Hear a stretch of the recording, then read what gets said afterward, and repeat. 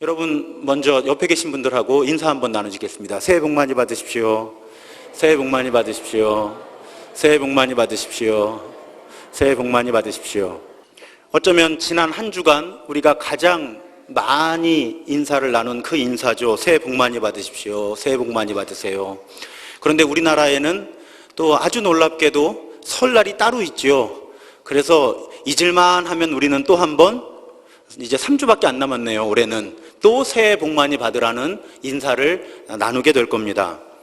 그런데 오늘 첫 번째 주일에 우리가 새해 복 많이 받으라고 하는 인사를 많이 나누는 이때에 저는 그럼 예수님께서는 복에 관해서 어떻게 가르치셨는가 하는 그 말씀을 우리 교인들과 나눠야 하겠다 하고 분별하고 결심을 했습니다. 말씀 읽기 전에 퀴즈를 하나 내겠습니다. 여러분 화면에 보시면, 자, 다음 중 복 있는 사람은 어떤 사람들일까요? 1번 가난한 사람들, 굶주린 사람들, 슬피 우는 사람들, 욕먹는 사람들. 2번 부유한 사람들, 배부른 사람들, 웃는 사람들, 모든 사람이 칭찬하는 사람들. 자, 1번일까요? 2번일까요? 그래도 11시 예배 때는 반응이 있어서 좋습니다. 8시 예배 때는 아무도 반응을 안 하시더라고요. 문제가 문제 같지 않은가 보다 그런 생각을 했습니다. 여러분, 상식적으로 보면 저 문제의 답은 2번 같죠. 아니, 부유하고 배부르고 웃고 모든 사람이 칭찬하는 사람이 복 있는 사람이지 어떻게 1번 그룹의 사람들이 복 있는 사람이라고 할 수 있을까? 그런데 이제 말씀을 읽겠습니다. 저와 여러분이 한 절씩 교독하시고 마지막 절 함께 읽겠습니다. 예수께서 눈을 들어 제자들을 보시고 이르시되 너희 가난한 자는 복이 있나니 하나님의 나라가 저희 것임이요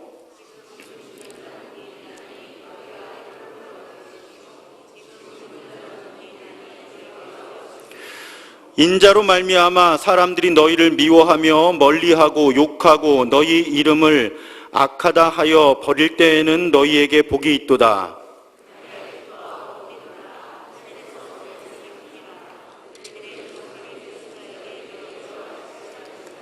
그러나 화 있을진저 너희 부유한 자여 너희는 너희의 위로를 이미 받았도다.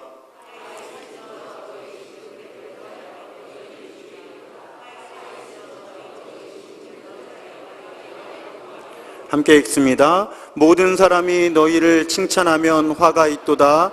그들의 조상들이 거짓 선지자들에게 이와 같이 하였느니라. 아멘. 이상하죠? 누가 봐도 2번이 복받은 사람이어야 되는데 지금 예수님은 다른 논리의 말씀을 하고 계십니다. 여기서 화가 있다는 말은 이렇게 강한 저주의 표현일 수도 있겠지만 안 됐다 이렇게 번역하는 게 저는 참 적절할 것 같아요. 안 됐다. 그러니까 지금 오늘 말씀에 잘된 것과 안 된 사람의 기준이 우리의 상식과는 다른 겁니다. 자, 우리는 성경의 가르침에 비교적 익숙한 분들이 여기 많이 계세요. 그래도 오늘 말씀을 선뜻 이해하기가 쉽지 않습니다. 그런데 처음 예수님께 이 말씀을 듣는 사람들은 어땠을까요? 이게 도대체 무슨 말인가 하고 충격과 갈등에 휩싸였을 것입니다. 혼란스러웠을 거예요. 근데 그러면 예수께서는 왜 이런 말씀을 하셨을까? 여러분, 먼저 이해해야 될 것은 우리가 마가복음 강해를 쭉 해오고 있지만요, 예수께서 어떤 가르침을 주실 때 예수님이 어떤 가르침을 주시는 의도는 어떤 정답을 바로 알려주시기 위해서라기보다는 우선 너희들이 지금 진리라고 믿고 있는 것, 팩트, 사실이라고 믿고 있는 것이 사실이 진리가 아닐 수도 있어 라고 도전하시는 것이 예수님께서 어떤 말씀을 주실 때 아주 강한 의도였다는 사실을 우리가 기억할 필요가 있습니다. 사실은 상식적으로 우리는 그렇게 생각하지요. 그러니까 이렇게 생각할 수 있습니다. 나는 가난하고 배고프고 슬픔과 아픔이 있고 욕먹는 사람이니까 하나님께 저주받은 사람이고, 저 사람들은 부유하고 배부르고 늘 웃고 있고 모든 사람이 칭찬하니까 하나님의 복받은 사람이야. 나는 저주받은 사람이고 저 사람들은 복받은 사람이야. 우리는 흔히 이렇게 생각하기가 쉽다는 것입니다. 그래서 어떤 문제에 빠집니까? 조금만 소유하거나 성취하면 우리는 쉽게 교만합니다. 그리고 그 교만함 때문에 무너지지요. 반대로요, 소유하거나 성취하지 못했다고 생각하는 순간 우리는 자존감이 파괴되고 열등감에 빠집니다. 반대로요, 또 이런 부작용도 있어요. 내가 소유하지 못하고 성취하지 못하면 그렇게 허락하지 않으신 하나님에 대한 적대감을 갖게 되기가 쉽습니다. 또 나보다 조금 더 소유한 것으로 보이는, 조금 더 성취한 것으로 보이는 사람들을 미워하게 되기가 쉬워요. 그래서 그 하나님과의 관계가 망가지고 다른 사람들과의 관계가 무너지면서 내 삶이 무너지게 되는 그런 비극이 우리에게 일어나기도 합니다. 그런데 오늘 4가지 복과 4가지 화에 대해서 말씀하시면서 예수님의 첫 번째 의도는 겉으로 드러나는 삶의 모습을 가지고 삶의 의미를 단정짓지 말라는 것입니다. 그래서 먼저 예수님은 이렇게 묻고 계신 거예요. 이 시대 사람들과 우리에게. 만약 너희들이 지금 복이라고 믿고 있는 것이 진짜 복이 아니라면 어떻게 할 것인가? 반대로 만약 너희가 지금 복이 아니라고 믿고 있는 것이 진짜 복이라면 어떻게 할래? 예수님은 그것을 우리에게 묻고 계신 것입니다.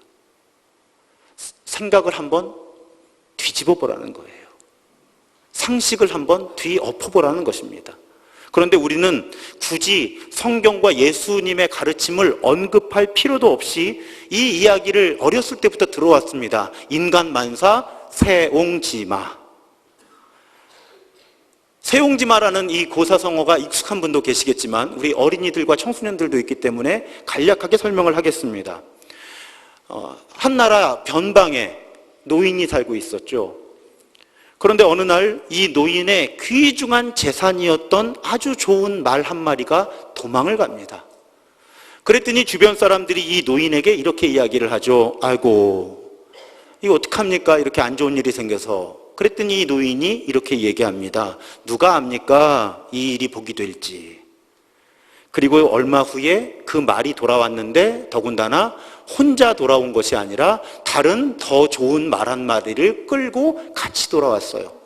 그러니까 주변 사람들이 또 이 노인에게 이야기를 하죠. 아이고, 잃어버렸던 말을 찾았는데 그거보다 또 더 좋은 말이 들어왔으니까 얼마나 잘 됐습니까? 축하드립니다. 그랬더니 또 이 노인이 그렇게 얘기를 합니다. 누가 아오? 이 일이 화가 될지.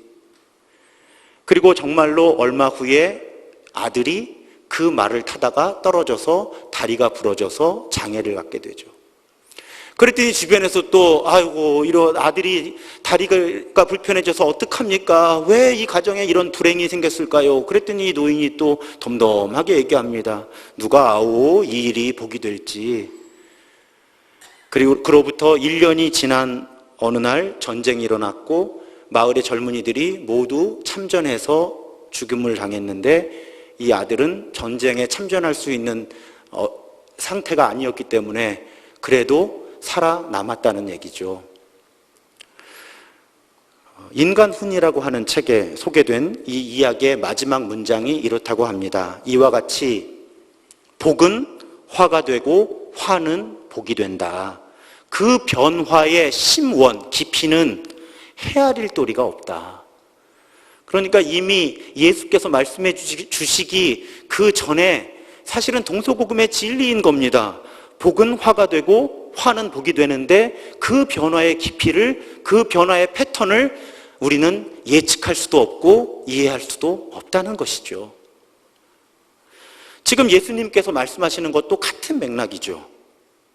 자, 지금 줄이 배가 고프다고 해서 그것이 반드시 불행한 것만은 아니다. 이 사람은 배부를 때가 오고 행복해질 수 있는 기회가 올 것이다. 반대로 지금 배부르다고 해서 그것이 평생 행복하겠느냐? 그렇지 않을 수 있다. 그 사람이 배고파져서 울게 될 날도 있다.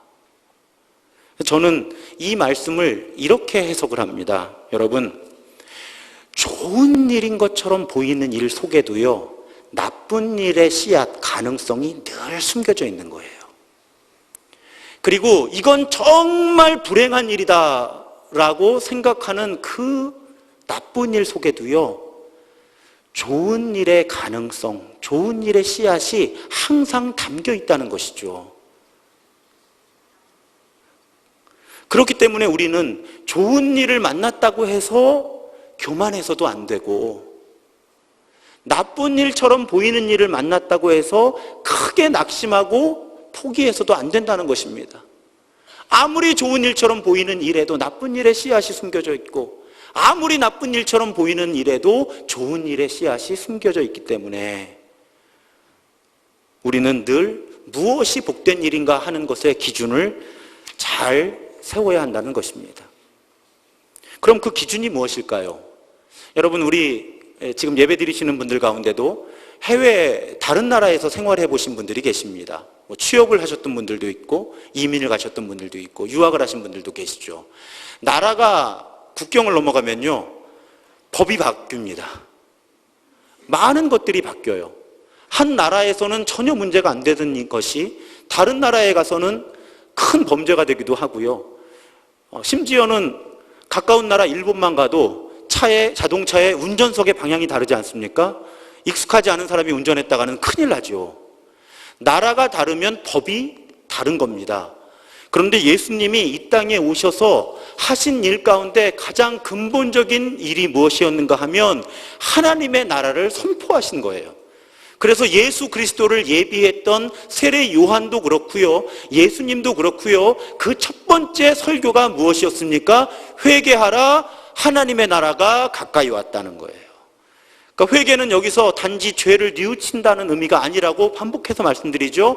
내 삶의 방향을 돌이키는 것을 회개라고 말합니다. 그것이 성경의 어원이에요. 그러니까 예수님이 오셔서 하셨던 설교의 핵심이 무엇이냐 하면, 하나님의 통치가 이루어지고 있기 때문에 너희들의 삶의 방향을 바꾸어서 하나님의 통치 가운데 들어가라, 하나님의 뜻대로 살아라, 이것이 예수님의 설교의 핵심이었다는 것입니다. 그러니까 하나님의 나라 밖에 살던 사람이 하나님의 나라에 들어가기로 결심하면, 또 하나님의 나라 변방에 살던 사람이 하나님의 나라의 중심부로 들어가기로 결심하면, 마치 나라가 바뀌면 법이 바뀌는 것처럼 다른 법을 적용받기 시작한다는 거예요. 그 법이 바로 하나님 나라의 법입니다. 그 하나님 나라의 법의 통치를 받게 되면요, 삶의 기준들이 변하는 거예요. 가치관이 변하는 겁니다. 그 가치관이 변할 때 일어나는 현상이 무엇이 복인가, 무엇이 화인가, 무엇이 복인가, 무엇이 복이 아닌가의 그 기준이 달라지는 거예요. 지금 예수님은 바로 그것을 말씀하고 계신 것입니다. 그렇게 기준이 바뀔 때 우리가 직면하기에 불편한 진실을 하나 말씀드리지 않을 수가 없습니다. 정말 불편한 진실이에요. 그래서 목사님들이 많이 설교를 안 하십니다, 이 부분을. 그 불편한 진실이 무엇인가 하면, 하나님의 뜻에 따라 살아가게 되고 하나님의 나라, 하나님의 통치를 받게 될수록 그 하나님의 통치를 방해하는 것이 있는데, 그것이 무엇인가 하면 소유예요. 자, 마음이 어두워지시죠? 왜요? 우리 다 부자 되고 싶잖아요. 오죽하면 부자 되세요라는 인사말이 유행하기도 했었죠. 저도 돈이 좋아요. 그런데 그래서 불편하지만 성경의 진리는 우리가 하나님의 통치에 따라 살아가는데, 하나님의 나라의 삶을 살아가는데 가장 방해하는 것이 돈이라는 겁니다.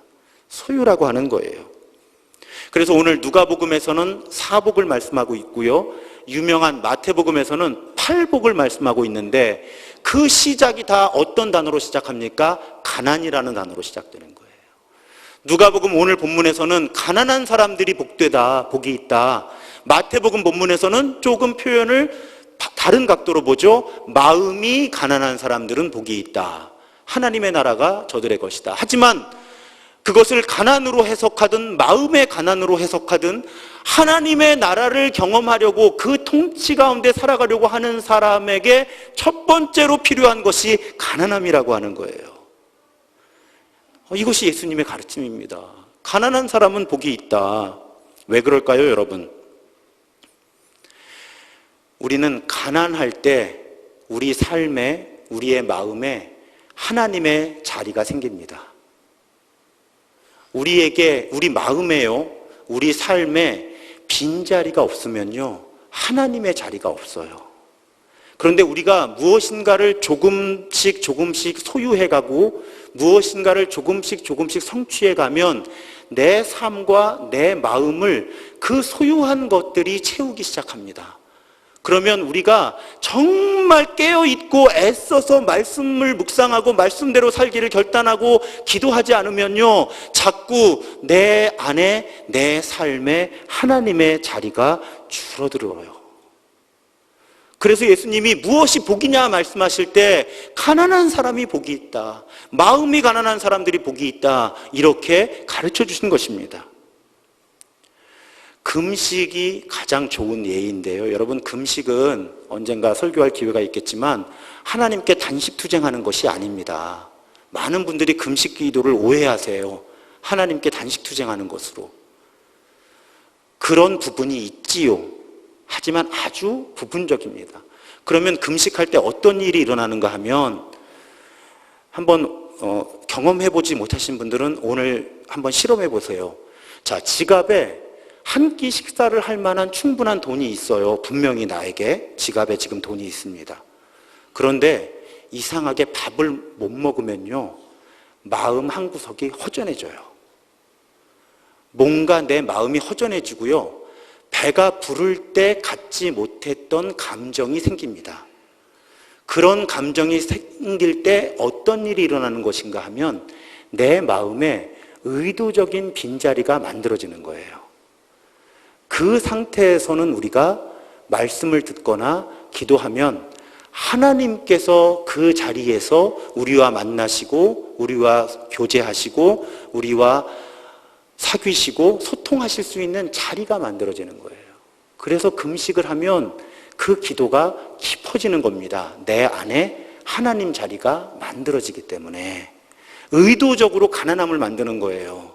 나는 이 밥을 먹을 만큼의 돈은 가지고 있지만 내가 의도적으로 금식을 하면요, 의도적인 가난이 내 안에 만들어져요. 그래서 그 가난한 사람이 누릴 수 있는 하나님 나라가 내 안에서 경험될 기회가 만들어지는 것이 금식의 가장 큰 유익입니다. 그것이 바로 하나님이 우리에게 가난한 사람이 복이 있다고 말씀하신 의도예요. 그래서 이 의도를 명백하게 표현하기 위해서 유진 피터스는 메시지 성경을 번역했고, 그 메시지 성경의 한글 번역은 이 누가복음과 마태복음의 사복과 팔복을 이렇게 번역하고 있는 것입니다. 모든 것을 다 잃은 너희는 복이 있다. 그때야 너희는 하나님 나라를 찾게 될 것이다. 무슨 뜻이에요? 우리가 많은 것을 가지고 있을 때는 그만큼 하나님의 나라, 하나님의 통치를 구하지 않는다는 거예요. 그런데 우리가 무엇인가를 잃어버려 갈수록 오히려 우리는 하나님을 찾게 되고 하나님의 통치를 구하게 되고 하나님의 다스리심을 추구하게 될 가능성이 높아진다는 것입니다. 또 이런 번역이 있습니다. 벼랑 끝에 서 있는 너희는 복이 있다. 너희가 작아질수록 하나님과 그분의 다스림은 커진다. 우리가 작아질수록 하나님과 하나님의 다스리심은 우리에게서 커지게 됩니다. 그런데 우리가 많은 것을 소유하고 많은 것을 성취하게 되면 오히려 우리 안에, 우리 삶에 하나님의 자리가 줄어드는 거예요. 그래서 하나님과 우리 사이에 우리의 소유와 성취가 장벽이 되는 것입니다. 이것을 우리는 경계해야만 하는 거예요. 여러분, 우리가 무엇인가를 소유하거나 성취하게 되는 것 자체가 악은 아닙니다. 그 자체가 나쁜 일은 아니에요. 그런데 우리가 영적으로 둔감한 상태에서 성취와 소유가 늘어나는 것은 비극이 될 수 있습니다. 화가 될 수 있는 거예요. 왜요? 그 과정 속에서 오히려 우리 삶 속에, 내 마음 속에 하나님의 자리가 사라지기 때문에 그런 것입니다. 사랑하는 여러분, 그렇기 때문에 우리가 예수를 따르는 사람들로 성숙해 갈수록 복의 기준이 달라지는 거예요. 조금 더 많이 소유하고, 조금 더 성취하고, 조금 더 높은 자리에 올라가고, 조금 더 즐거운 삶을 살면 복받은 삶이라고 해석이 되지 않는 겁니다. 오히려 시편 1편의 말씀이 저는 한 해 한 해 묵상하면서 은혜가 돼요. 복 있는 사람은 악인들의 꾀를 따르지 아니하며 의인들의 길에 서지 아니하고, 죄인들의 길에 서지 아니하며 오만한 자들의 자리에 앉지 아니하고 오직 여호와의 율법을 즐거워하며 그의 율법을 주야로 묵상하는 자로다. 이런 삶이 복 있는 삶이라는 것입니다. 많은 것을 소유하고 성취하게 되고 높은 자리에 올라가고 더 편안하고 즐겁게 안락하게 사는 삶이 복이 아니라 오직 여호와의 율법을 즐거워하여 그 율법을 주야로 묵상하는 자로다. 왜요? 복의 기준이 바뀌기 때문에 그런 것이죠. 그러므로 여러분, 제가 담임 목사로서 이런 말씀을 드리지 않을 수 없습니다. 내가 예수를 오랫동안 믿어왔는데도 여전히 내 안에 새해 복 많이 받으라고 인사할 때 그 복의 기준이 달라지지 않았다면 사실은 나는 지금 예수를 제대로 믿고 제대로 따르지 못한 상태에 머물고 있는 것입니다. 내가 하나님께 구하는 복, 우리 서로 복 많이 받으라고 축복할 때 그 복의 개념이 바뀌는 것이 우리의 성숙함이에요. 그 복의 기준이 내 소유와 성취와 쾌락이 아니라 하나님의 기준에 따라서 복을 빌게 되는 것이 영적인 성숙함입니다.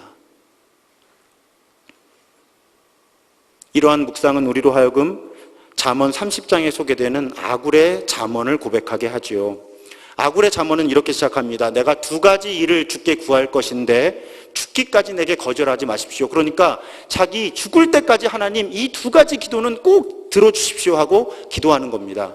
근데 그 기도의 두 가지가 무엇인가 하면 첫 번째는 거짓말을 안 하게 해달라는 것이 첫 번째 기도고요. 헛된 것과 거짓말을 내게서 멀리 하옵시며, 두 번째 기도가 제가 오늘 나누고 싶은 기도의 내용이에요.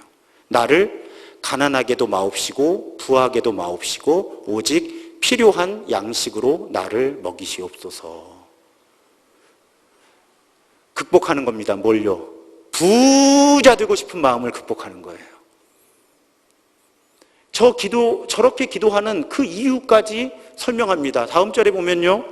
혹 내가 배불러서 하나님을 모른다 여호와가 누구냐 할까 하오며 혹 내가 가난하여 도둑질하고 내 하나님의 이름을 욕되게 할까 두려워함이니이다. 그러니까 자신의 복의 기준이 바뀐 거예요. 단지 많은 것을 소유하고 성취하게 되는 복을 하나님께 구하는 것이 아니라 하나님 그냥 내가 딱 필요한 만큼만 제게 주십시오. 그런데 그렇게 구하는 의도가 분명해요. 기준이 바뀐 거예요. 내 소유와 성취와 편안함이 아니라 하나님과 나의 관계가 복의 기준이 된 겁니다. 내가 많이 가지면 하나님 누구야? 하나님을 부인하고 하나님을 의지하고 신뢰하지 않게 되는 것이 두렵고, 그런데 반대로 너무 가진 것이 없어지면 내가 범죄하게 될까 봐, 또 내가 하나님의 자녀, 하나님의 백성인데 혹시 하나님의 영광을 가리는 그런 일이 일어날까 봐, 그러니까 복을 비는데요, 그 복의 기준이 나에게 있는 것이 아니고요, 하나님과 나와의 친밀한 관계 가운데 복의 기준을 정하는 기도가 이 아굴의 잠언인 거죠. 저는 저와 우리들의 기도가 모두 이 단계까지 성숙하게 되기를 주님의 이름으로 부탁드립니다. 나 중심의 복을 비는 것이 아니고요, 내가 복을 빌어주는 그 사람의 기준으로 복을 빌어주는 게 아니고요, 내가 복을 구하고 내가 복을 빌어주는 그 복의 기준이 하나님과 나의 관계가 되는, 그래서 비록 그것이 남들이 부러워할 만한 소유와 성취라고 해도 나와 하나님의 친밀한 동행을 가로막는 것이면 거부할 수 있어야 하고요, 이것이 남들이 보기에 불편하고 좋지 않은 것일지라도 이것 때문에 내가 하나님과 친밀하게 동행할 수 있다면 하나님, 내가 이 일마저도 감사함으로 받겠습니다라고 고백할 수 있는 그런 믿음. 저는 올해 어쩌면 내년 1월 첫째 주일에도 이 설교를 똑같이 할지 모릅니다. 왜요? 제일 복이란 단어를 많이 사용하잖아요. 우리 교회는 하지 않지만 신년 축복 성회 이런 거 많이 하잖아요, 교회들마다. 그럴 때 여러분들, 우리 복 달라고 기도해야죠. 하나님께 복 달라고 기도해야 합니다. 다만 어떤 복을 구할까의 문제라는 거예요. 우리 복 달라고 기도해야 돼요, 여러분. 이건 기복신앙이 아니에요. 어떤 것만 성립하면, 우리가 구하는 복이 내 욕심을 채우기 위한 복이 아니라 하나님께 더욱 가까이 다가가기 위한 복을 구한다면 우리는 복을 위해 기도해야 합니다. 복을 비는 게 문제가 아니고요, 어떤 복을 비느냐에 우리의 문제가 있는 것이죠. 게다가 한 걸음 더 나아가서 성경은 우리가 단지 복 받으세요라는 축복에 머물지 않게 하십니다. 주일 오후에 많이 선포했던 말씀이죠. 창세기 12장 1절, 하나님이 아브라함에게 주신 말씀입니다. 너는 가라. 그러면 너는 복이 될지니라. 이것이 아브라함에게 주신 축복이고 아브라함의 자손인 우리 모든 크리스천들에게 하나님이 주신 약속의 말씀이에요. 이 말씀이 우리에게 주는 교훈은 무엇입니까? 우리는 단지 복을 빌어주거나 복을 받는 수준에 머물러서는 안 되고요, 하나님이 정말 우리에게 기대하시고 우리와 함께 하시는 은혜는 우리가 복이 되는 겁니다. 이 부분을 놓쳐서는 안 되는 거예요. 새해 복 많이 받으세요. 권사님도요, 집사님도요, 장로님도요, 성도님도요, 목사님도요 할 때 우리는 오늘 두 가지 약속을 새롭게 하는 것입니다. 하나는 복 많이 받으세요 하고 선포하고 축복할 때, 또 하나님 복 주세요 라고 구할 때 그 복은 나의 만족을 위한 복이 아니라 나와 하나님을 가까이 할 수 있게 하는 복을 우리는 서로 빌고 구해주는 거고요. 두 번째, 복 많이 받으세요 라고 할 때 우리는 괄호 열고, 집사님, 권사님, 장로님, 집사님 가정에서 복이 되세요, 일터에서 복이 되세요, 교회에서 복이 되세요, 동네에서 복이 되세요, 이 세상에 복이 되세요 하는 그 축복을 함께 빌어주는 거예요. 어우, 막 신나요, 지금 설교하는데. 여러분, 새해 복 많이 받으십시오. 넘치도록 받으십시오. 자, 요 말의 의미를 아시겠죠? 이제 제가 여러분들에게 빌어드린 복은 뭔가를 더 많이 소유하고 성취하고 높아지고 안락하게 사는 복이라기보다는 하나님께 가까이 다가가는 복, 하나님과 하나 되는 복, 제가 지금 그 복을 빌어드렸고요. 복 많이 받으세요, 여러분. 자, 무슨 복을 빌어드렸죠? 여러분 가정에서, 일터에서, 교회에서, 동네에서, 동창회에서, 동호회에서 만나는 모든 사람들에게 복이 되십시오. 성경이 말하는 복은 바로 그런 복입니다. 제가 삶이 고단했던 때가 있었어요. 좀 길었어요. 저는 사실은 열등감이 아주 심한 사람이에요. 그러니까 지금 이제 나이 50이 가까이 되면서 많이 회복되고 치유되었어요. 그래서 지금은 큰 어려움을 겪지는 않아요. 근데 저는 알죠, 제가. 어느 정도 수준이었는가 하면은 누가 저를 보고 웃으면요, 그 사람이 저를 비웃는다고 생각했을 때가 꽤 오랜 시간이 있었어요. 심지어는 아내한테도 몇 번을 아내가 저를 보고 웃는데 왜 비웃냐고 따졌던 때도 있었어요. 그 모든 것이 제 마음속에 있던 비정상적인 열등감, 또 그 열등감과 연결되어 있는 비교의식, 이런 것들 때문에 제가 마음의 아픔을, 삶의 어려움을 꽤 긴 시간 겪었었어요. 그것이 극대화되었던 때가 언제였는가 하면 유학생활 하던 중이었어요. 부모님이 저를 전혀 도와줄 수가 없었기 때문에 경제적으로는 좀 고단했어요. 공부도 해야 되는데 보통 주중에는 2개 정도의 아르바이트를 하고 주말에는 또 교회에서 사역을 하고, 그러니까 뭐 가정도 돌보지 못하고 삶이 매우 좀 피폐했죠. 근데 그때 이제 마음의 병이 찾아온 거예요. 이제 기숙사에 학생들이 모여 사니까 떨어져 살면 안 볼 텐데 저랑 같이 공부하고 있던 다른 한국에서 온 목사님, 전도사님들의 삶이 보이잖아요. 근데 여러분, 마음의 병이 걸리면 저 같은 경우에는 어떤 일이 일어나는가 하면 그냥 남들은 다 저보다 잘 사는 것처럼 보이는 거예요. 다 여유 있어 보이고, 다 좋은 부모 만나서, 여기서 좋다는 얘기는 돈이 많다는 뜻이에요. 다 좋은 부모 만나서 여유 있게 아르바이트도 안 해도 되고 교회 사역도 안 해도 되고 그냥 우아하게 공부만 하면 되는데 너무 부러운 거예요. 그래서 그 비교의식 때문에 어느 날 밤은 굉장히 힘들었습니다. 이제 아내랑 아이는 방에 들어가 자고 저는 거실에서 앉아 있는데 정말 하나님이 원망스러운 거예요. 하나님, 왜 A 목사, B 목사, C 전도사는 저렇게 편안하게 공부하는데, 심지어는 목회 자리도 이미 다 있다는데 저는 이렇게 아무것도 보장된 것도 없고 한 달 한 달 살아가는 게 너무 버거운데 하나님, 왜 저는 이렇게 버겁게 살아야 합니까? 라는 그 질문을 가지고 하나님께 따졌던 시간이 있습니다. 근데 그때 하나님이 성령을 통해서 제 안에서 아주 가벼운 질문 하나를 던지셨어요. 그 질문이 제 인생을 바꿉니다. 그 질문이 무엇이었는가 하면요, 뭐 하나님이 아니라고 하시면 그만이지만 저는 들었어요. 그래, 정 목사, 그러면 네 삶을 누구랑 바꿔줄까? 정말요? 누구랑 바꿔줄까? 왜요? 제가 그때 막 A 목사 좋겠다, B 목사 좋겠다, 뭐 C 전도사 좋겠다 이러고 있었다고 말씀드렸잖아요. 근데 하나님이 저에게 물으신 거예요. 누구랑 바꿔줄까? 근데요, 정말 1초도 걸리지 않아서 무릎 꿇고 회개했어요. 그때 성령께서 제 마음을 만져주시고 제게 고백하게 하신 것이 무엇인가 하면요,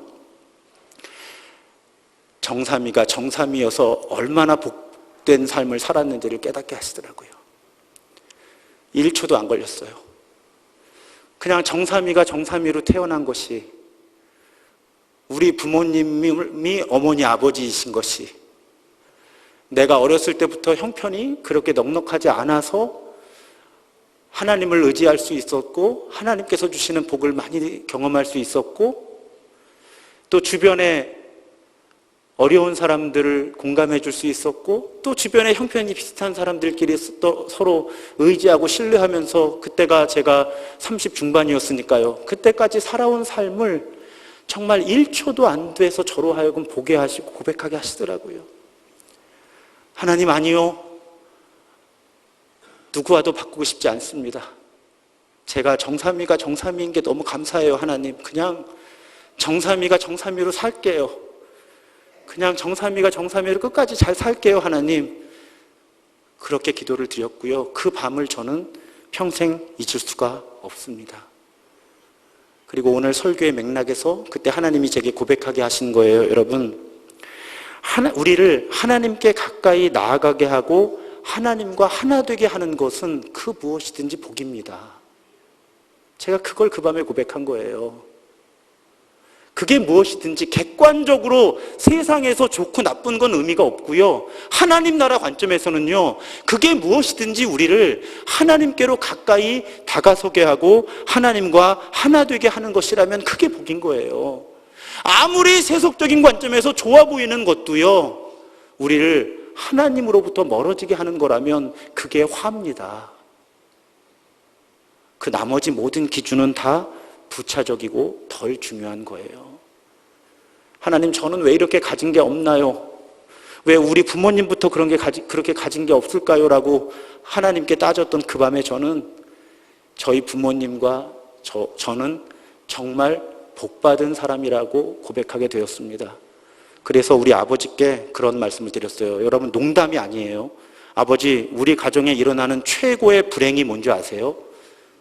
아버지가 쳐다보세요. 뭐냐? 그래서 제가 말씀드렸어요. 복권 당첨되는 거예요.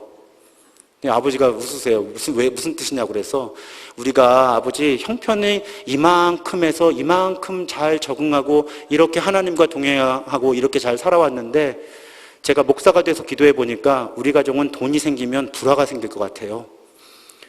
절대 복권 같은 거 사지 마세요. 저도 안 살게요. 그냥 하나님이 지금 주신 복으로 감사하며 살아요. 그렇게 아버지께 말씀드릴 수 있었어요. 사랑하는 여러분, 시편 73편 28절이 이해가 되더라고요. 하나님께 가까이 함이 내게 복이라. 한번 같이 읽겠습니다. 시작. 하나님께 가까이 함이 내게 복이라. 아멘. 그래서 오늘 결단 찬양은 주께 가까이 날 이끄소서입니다. 2020년 우리는 하나님께 가까이 있는 것이 복임을 고백하며 살아야 합니다. 좋은 일이 있다고 교만할 필요도 없고요. 나쁜 일이 있다고 좌절할 필요도 없습니다. 좋은 일과 나쁜 일 다 엉켜 있고요. 하나님께 가까이 하는 삶, 예수님의 가르침을 따라 사는 삶을 살아가다 보면 나쁜 일도 좋은 일이 될 줄로 믿기 때문에 그렇습니다. 우리는 예수께서 말씀하신 복이 무엇인지를 묵상하면서 하나님 나라의 기준의 복을 추구하고요. 그래서 우리 가정에서, 일터에서, 교회에서, 동네에서 우리가 만나는 모든 사람들에게 복이 되는 사람이 되는 그런 2020년 한 해가 되기를 진심을 담아 축복합니다. 찬양하겠습니다.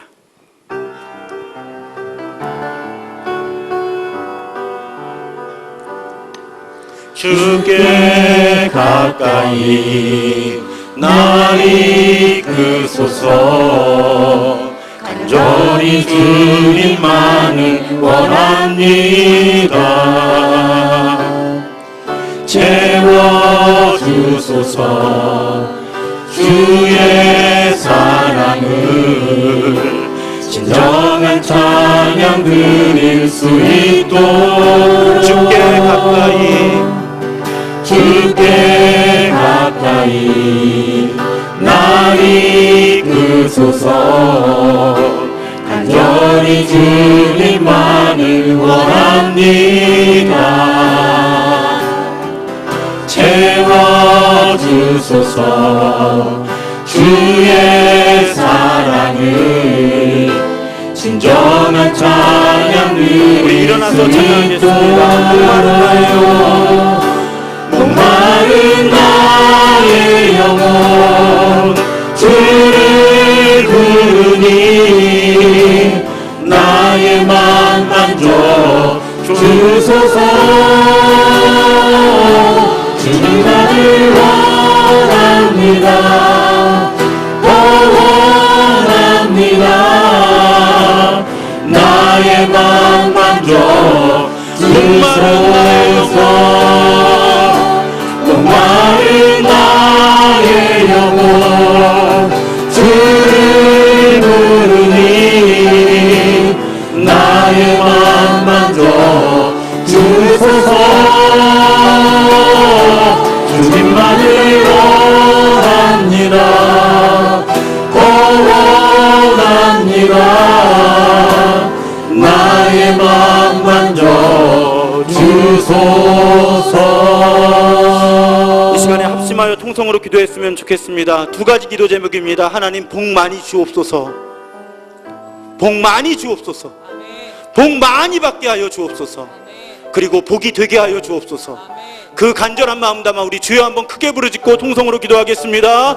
주여, 할렐루야. 사랑의 아버지 하나님 구합니다. 복 주시옵소서. 복 많이 받게 하여 주옵소서. 복 많이 받게 하여 주옵소서. 복 많이 받게 하여 주옵소서. 하지만 주님, 그 복의 기준이 내 욕심이 아니라 하나님이 되게 하여 주시고 하나님과 나의 관계가 되게 하여 주옵소서. 하나님 복 많이 받게 하여 주옵소서. 복 많이 나누게 하여 주시고 복이 되게 하여 주옵소서. 하나님, 내 가정에서, 내 일터에서 아버지 하나님 나로 하여금 복이 되게 하여 주옵소서. 우리 동네에서 아버지 하나님 내가 복이 되게 하여 주옵소서. 아버지 하나님, 이 나라에 우리가 복이 되게 하여 주옵소서. 예수 믿는 사람들이 복이 되게 하여 주옵소서. 아버지 하나님, 복 많이 받고 복이 되는 우리가 되게 하여 주옵소서. 하나님, 하늘로부터 오는 신령한 복을 받는 우리가 되게 하여 주옵소서. 아버지 하나님, 하나님께 가까이 함이 내게 복이라 말씀하셨사오니 하나님께 가까이 하는 그 복을 받고 그 복을 누리고 그 복을 나누고 그 복이 되는 우리가 되게 하여 주옵소서. 주님, 주님 붙들어 주시옵소서. 주님 복 주시옵소서. 복 많이 주옵소서. 복 많이 받게 하여 주옵소서. 하지만 그 복의 기준이 내가 아니라 하나님이 되게 해주시고, 그 복의 기준이 나와 하나님의 관계가 되게 하여 주옵소서. 나와 하나님 사이의 관계를 친밀하게 하나 되게 하는 그 무엇이라도 내가 복임을 고백하며 받겠나이다. 그 복을 우리에게 허락하여 주옵소서.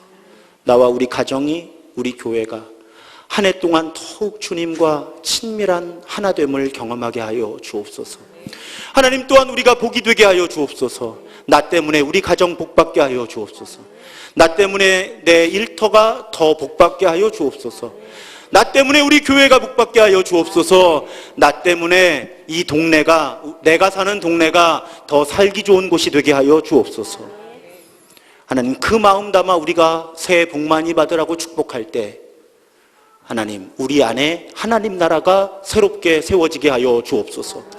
하나님, 예물을 드립니다. 나 가진 모든 것이 하나님께서 주신 것임을 믿음으로 고백하며 10의 1조 예물을 드립니다. 내게 일어난 모든 일 가운데 하나님이 함께 하셨음을 믿음으로 고백하며 감사의 예물을 드립니다. 내가 하나님 나라의 동역자가 되게 하기 위해서 선교와 구제와 장학과 모든 헌금들을 하나님께 드립니다. 헌금 드린 마음 하나님 받아주시고 복 주시옵소서. 그리고 이 헌금, 이 물질이 사용되는 곳에 정말 하나님의 뜻만 이루어지게 하여 주옵소서. 올 한 해 하나님께 예물 드리는 모든 가정마다 물질에 어려움이 없게 하시고 일용할 양식을 공급하여 주옵소서. 지금은 이 땅에 오셔서 하나님의 나라, 하나님의 통치를 새롭게 선포하신 우리 구주 예수 그리스도의 은혜와